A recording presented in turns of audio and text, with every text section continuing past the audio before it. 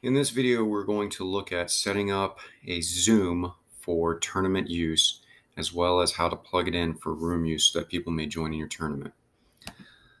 Assuming you have a Zoom account all set up, you're going to want to sign in, and I'm also going to show you the settings that I have mine set up for tournament use, as this is an account that I've used exclusively for tournaments all year long. I'm actually getting ready to set up our 6th and final regular season tournament, having used Zoom the entire time.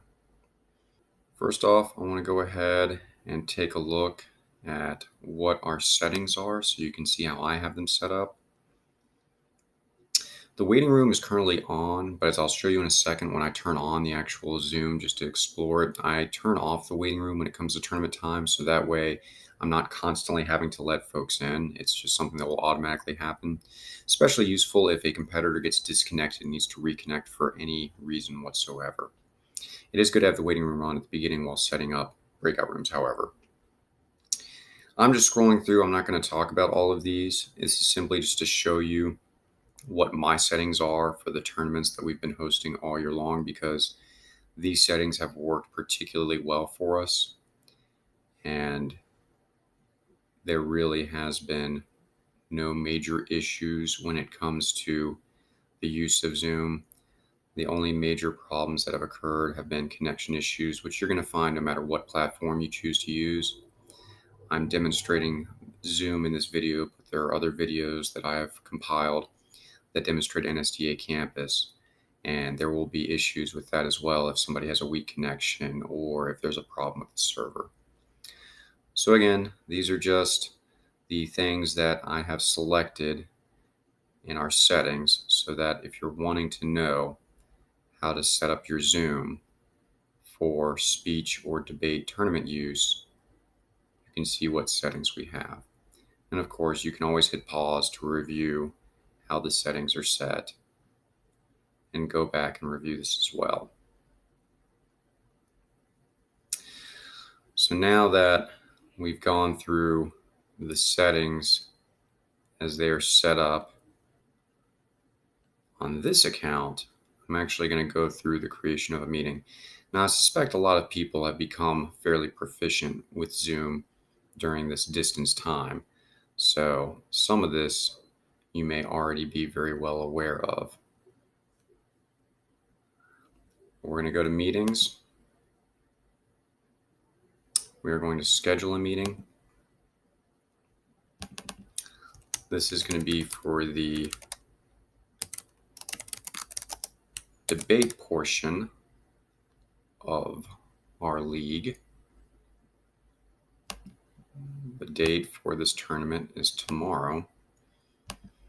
I'm going to go ahead and select 3 p.m. for folks to be able to start signing in. Of course, like I said, the waiting room will be starting off initially, so that way folks may not get in until the breakout rooms are set up. And that's pretty much it. Everything else here you can see for the settings. I'm going to hit save. Our copy invitation, I'm going to be doing next.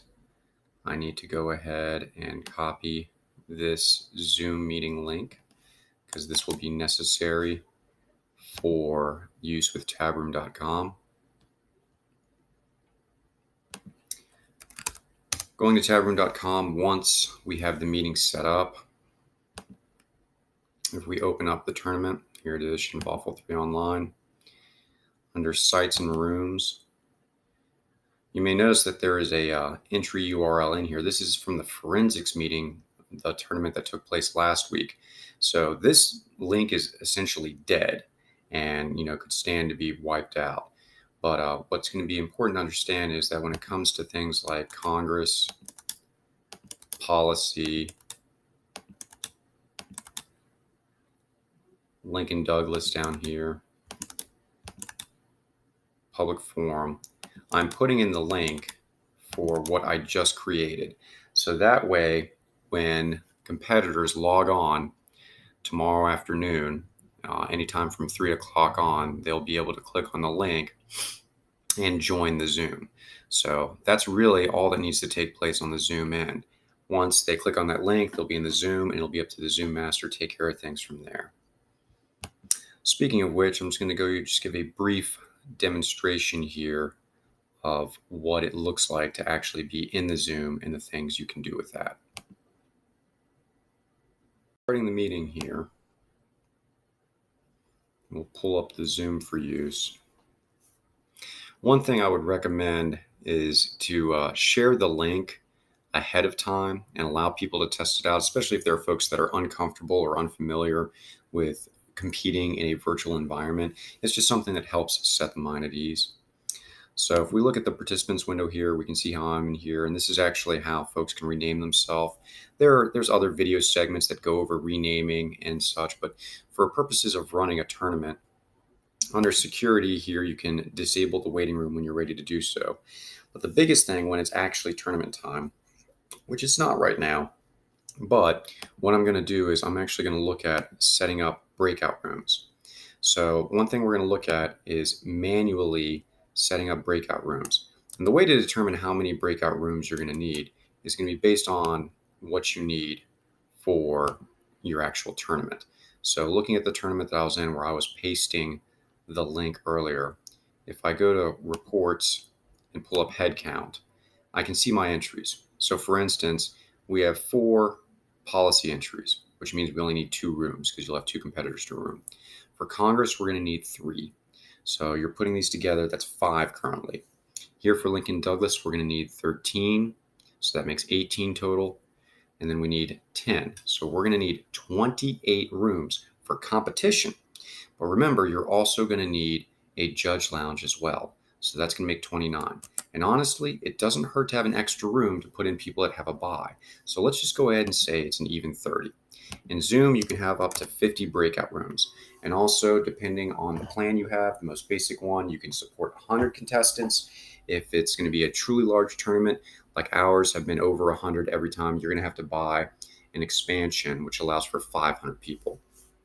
Now, typically Zoom, you're going to look for smaller tournaments. And one thing when it comes to regionals or super regionals, especially where you're going to have smaller numbers, Zoom is great for this because it's easy to manage. It's easy to move people around, and you're not going to need 30 rooms at a super regional tournament.